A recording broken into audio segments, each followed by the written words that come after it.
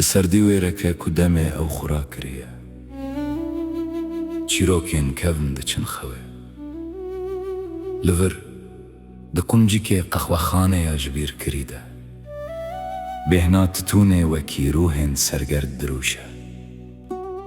و تەڤلی تەهلاهیە قەخوەیە شەوتاندی دبە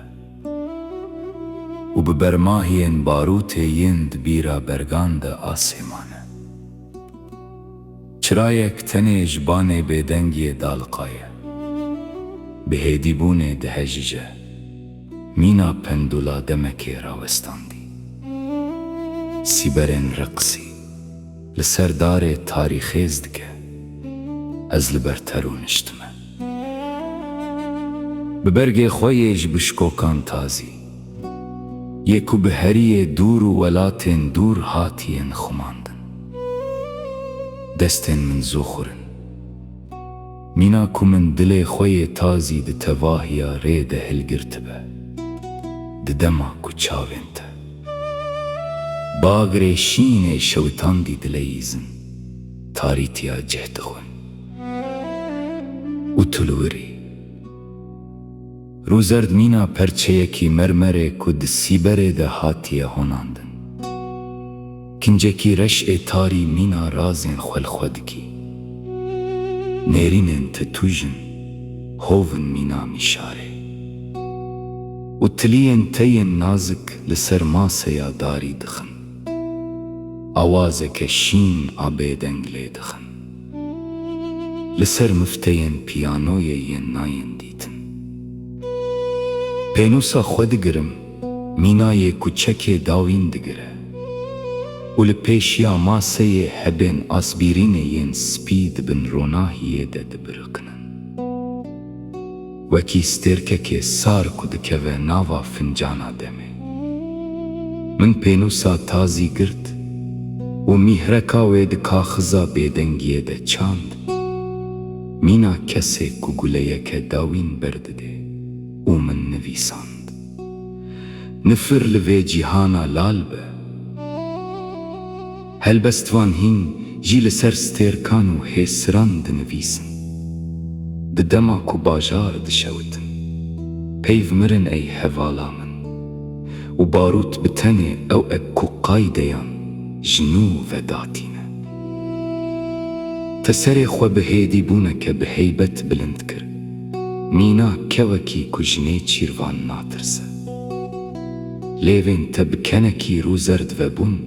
sar mîna şevên xeribiyê û te qedeheke qehweya reş li fincana min rijand mîna ku tu şevê li ser birînên min dipijînî bi dengekî aram nerm û razdar ji devê te derdikeve mîna ku ji kaniyekê dûr û nenastê te ji min re got bêaram bibe ey xortê tifingan barût tenê laş dikuje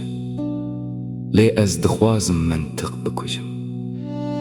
ez dixwazim zimanekî bibînim ku cinawirên firokê çêke zimanekî ku cîhana xapînokên wê yên paqiş kirî veşûre li vê cîhana li derve binêre ew nexweş e û ew dixwaze ku qenc bibe ji nişka ve qexwexane bêdeng dibe hejyandina çirayê disekine mîna ku demê bêhna xwe girtibe min kenyayê keneke bilind û dîn min bi girtina destê xwe yê hişk li maseya darî xist heta ku camê paçeya kevin lerizî û toz şewitî te bi heyranokeke serî hildêr li min nêrî û got dest xweş ev beyteke ku paçeyan radike te li ser gulê nenivîsand li şûna wê te kir qedeheke şewitandî ku dengê vê cîhana dîn bêdeng bike ev helbesteke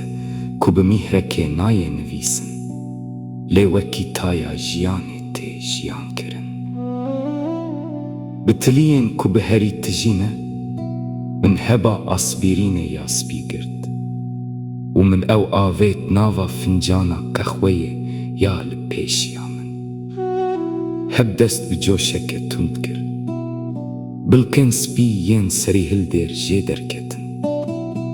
مینا کو گالاکسیەکە بچووک دی کوراهیا فنجانێ دە تەقیا بوو. مە bi hevrê li wê coşa dengdar nêrî û min got bi wê re xwîna demê disekine û mîhreka mirî ya di xwîna min de vediguhere ser hildanê. Te fincana qehweya xwe ya rû zerd bilind kir û min fincana coşedara şewitandî bilind kir û bi dengekî yekgirtî ku herî û mermer tevî hev bûn di dema ku me li çavên hev dinêrî me qîr kir. Wê demê ji bo qencbûna neçarî û ji bo dîniya ku derman dike. Paşê her tişt aram bû, coş di kurahiya fincanê de rawestiya û laşê qehweyê hişt ku sar bêdeng û bi spîtiyê giran bibe. Min girtina destê xwe ya hişk ji ser maseyê berda û min tozên ku ji demê diçûn ji bergê xwe hejand. Tu jî te fincana xwe vegerand cihê xwe bi nermiyeke ku min nedîtibû û tiliyên te ji lêdana tunda li ser darê rawestiyan. Me bi hev re li aliyê paçeyê nêrî li wir cîhana li derve kêmtir bi tirs xuya kir û mîna ku şoka dîniyê henekek kurt daye wê kuçik e. Me vê carê bêdengî kişan ne wekî şer lê wekî balîfekî germ ku em li ser bên vedidin piştî rêwîtiyeke dirêj.